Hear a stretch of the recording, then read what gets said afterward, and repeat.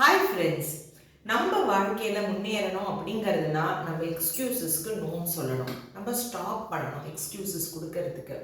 நிறைய விஷயங்கள் நீங்கள் பார்த்தீங்கன்னா நம்ம நம்மளையே ஒரு மாதிரி பாதுகாப்பாக வச்சுக்கிறதுக்காக நம்ம நிறைய எக்ஸ்கியூசஸ் கொடுத்துட்டே இருப்போம். தினந்தோறுமே இது நடக்கிற மாதிரி இருக்கும்.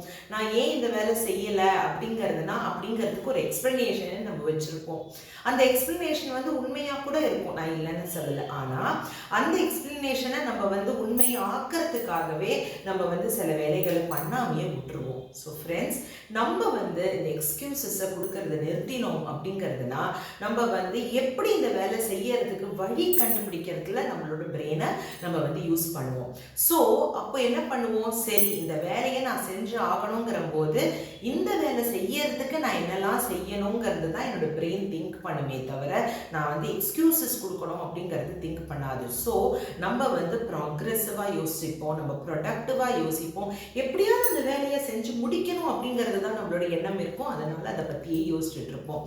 கடைசியில் நீங்கள் பார்த்தீங்கன்னா அந்த வேலையை செஞ்சு கூட முடிச்சிருவோம் நம்ம.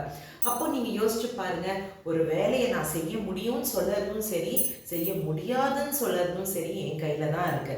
ஸோ எப்போதுமே நம்ம செய்ய முடியாதுன்னு சொல்லாமல் நம்ம செய்ய முடியும் அப்படிங்கிறத சொல்லி அதுக்கு காரணங்களை தேடி அந்த வேலையை செஞ்சு முடிப்போம் friends. So stop giving excuses.